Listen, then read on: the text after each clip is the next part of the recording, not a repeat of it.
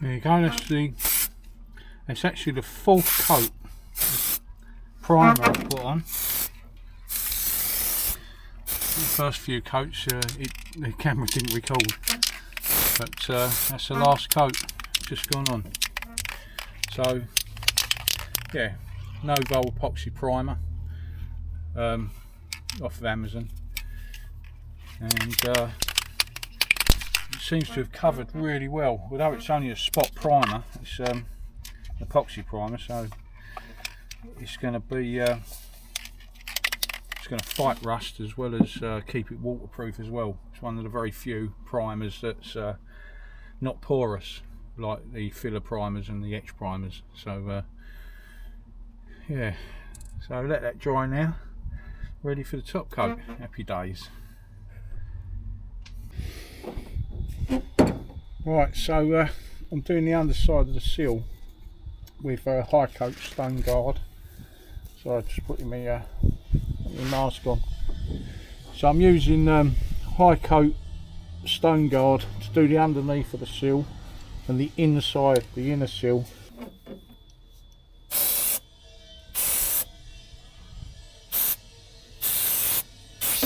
Can't quite get underneath the car, so I'm the best I can.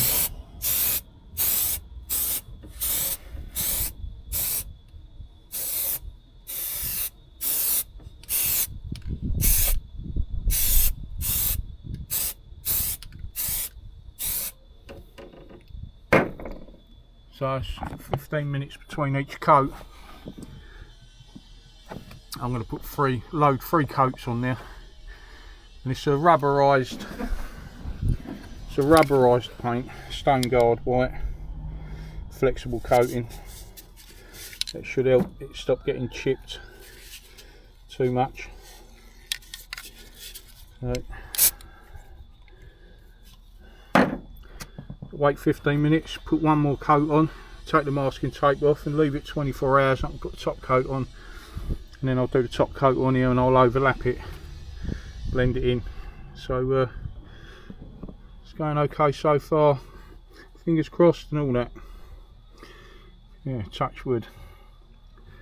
But yeah, it's not, I mean, I'm no painter, I'm no body worker, I've got no idea what I'm doing. I'm just making it up as I go along, so don't copy what I'm doing thinking it's what you're supposed to do, because I've got no idea. But all I'm thinking is get a load of paint on there and should be good to go. Give it some protection. So I'll just put the last coat of that on, and got a bit of a line, but that's alright, because when the top coat goes on, that'll go right over that, a few coats over that, and I'll just blend the line in where the gloss coat meets that rubberized coat. So I've got to wait 24 hours now, and I'll put the top coat on. So we're getting there, slowly but surely. Happy days. Just wish it wasn't so bloody low down. You know, ideally you need to put the front up on ramps with some chocks behind the back wheels, or onto axle stands, neither of which I've got. So you know, we do what we need to do. Certainly not going to leave it on a jack. So I mean, it's pretty high up anyway, and it's just getting right underneath there. Up underneath on the back of the sill is the hardest bit, but I've got it well covered under there, so I'm happy with that.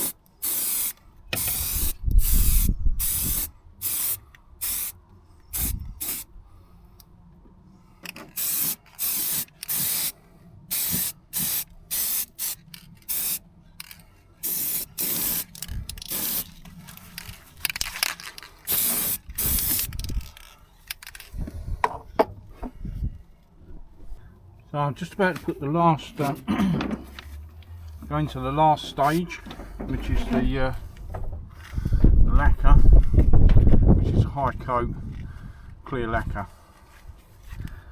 So I'm going to give it a good few coats of this.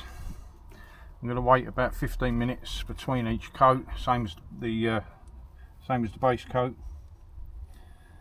We'll see how we go.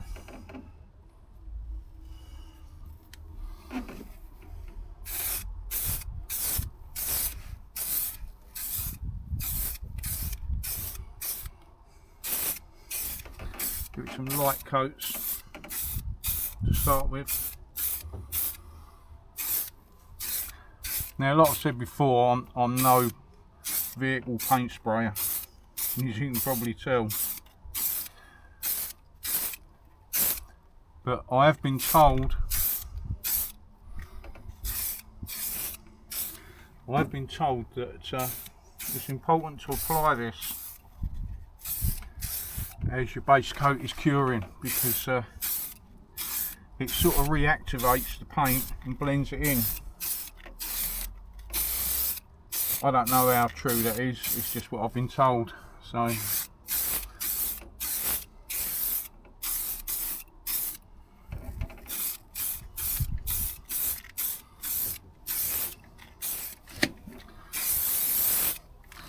right, so we'll give that 15 minutes.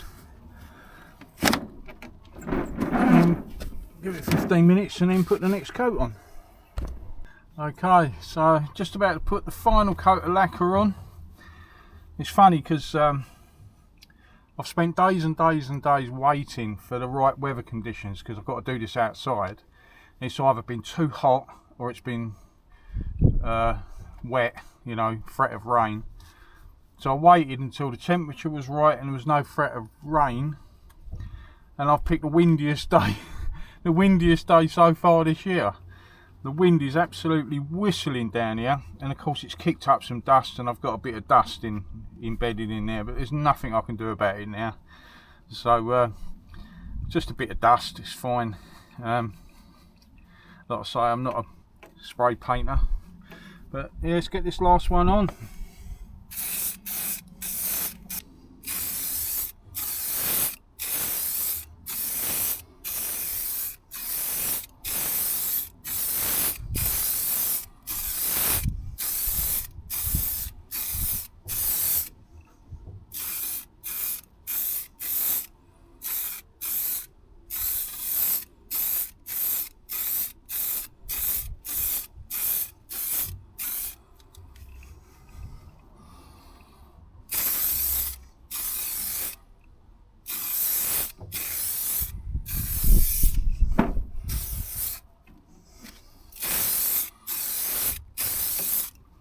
And there we go. So 4 coats of lacquer. Oh, sorry about all the background noise. It's the floor that I'm on outside.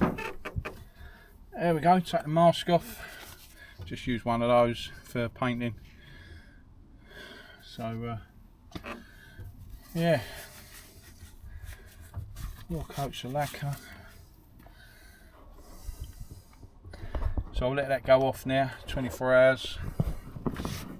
Oh, bloody noise. Yeah, it's not come up bad. There's a few little marks and all that where I've got a little bit of mapping down here, but the main thing is it's got rid of all that rust and it's been treated. And it's had a good epoxy primer on it. I wish I could have got the white, but I could only get it in the grey. If you haven't got any rust yet, or you're thinking of tackling it, the first thing you want to do is get this floor pan out. That thing that's like laying up against there. Get this floor pan out and make sure that these holes that are there are unblocked, so that the water's got somewhere to drain, and give it a good clean out, and that should prevent it from getting any further rust. So we'll come back to this when I've got it all back together and it's dried off for 24 hours.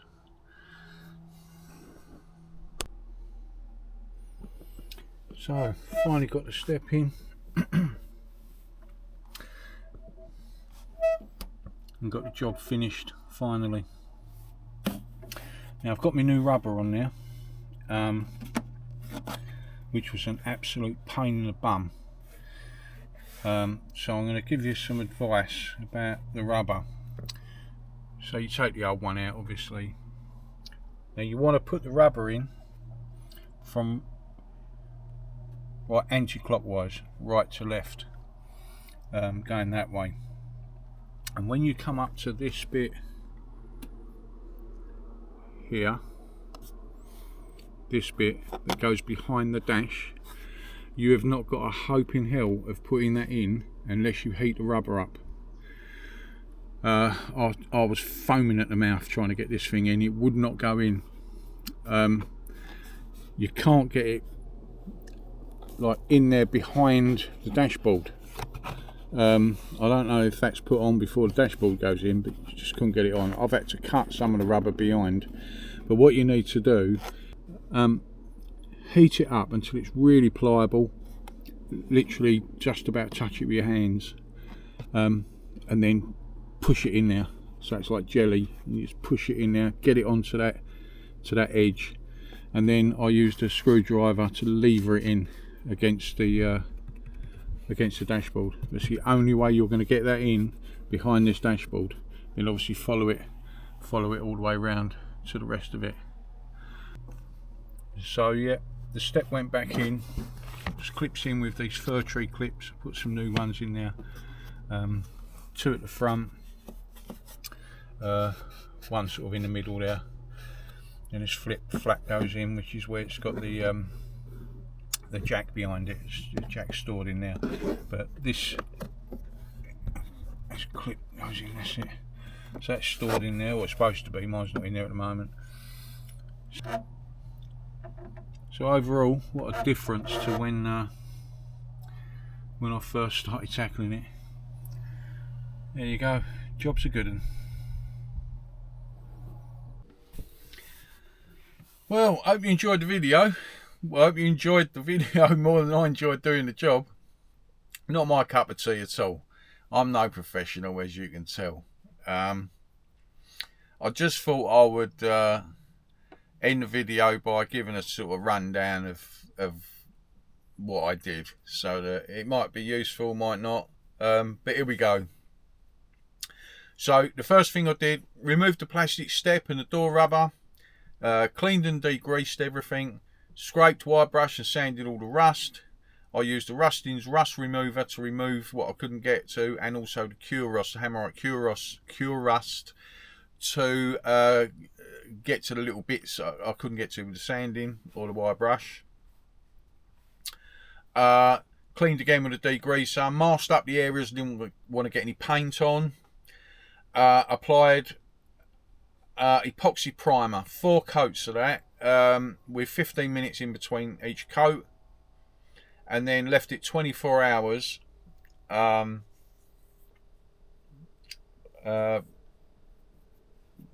harden off, you know. I then applied 2 to 3 coats of high coat Stone Guard. When I looked that up, I wasn't sure whether you could overpaint it. There was mixed views on whether you could overpaint it, and there's nothing on the can, there's nothing on the website. But if you wanted to guarantee you can overpaint, I did overpaint it. But if you can guarantee you can overpaint it, if you go for the Hammerite stone chip, I think it actually says on the can that you can overpaint it. It's overpaintable, so you could go for that one instead. But they're all much of a muchness. Once the Stone Guard gone off, I then give it a light rub down, where especially where the edge of that line joined the primer. Then applied the frozen white top coat.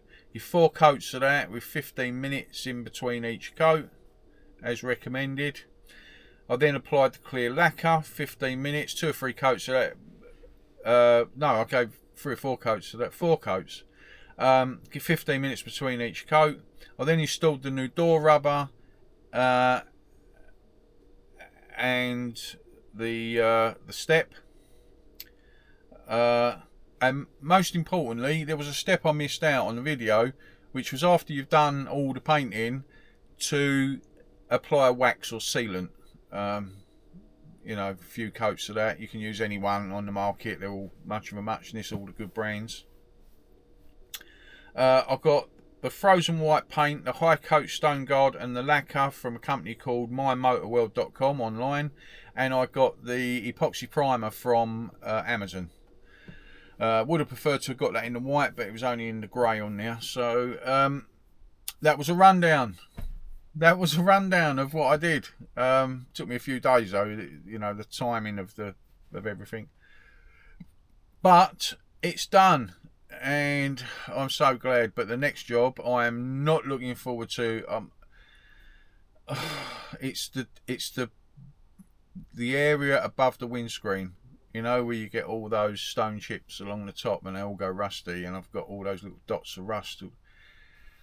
I've got to try and get up there. Now, I've got hold of some trestles and some scaffold boards, and I'm hoping to be able to use them to get up there, but I'm not looking forward to keep putting it off. Keep putting it off and off and off.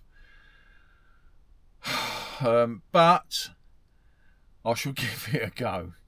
My mate said he'll come over and help me anyway. So, yeah. I shall see if I can make a video of that and show you how that went. But thanks for watching, everyone. I hope you found it useful. Like, some of it useful, most of it useful, none of it useful, whatever. You might find a few little snippets on there. But please share the video if you can, and please like and subscribe. It will really help the channel. It doesn't cost anything. Click on the old button, subscribe. I want to see more of Dave's videos. That's what you want to do. So thanks for watching, guys. Really appreciate it. See you in the next one.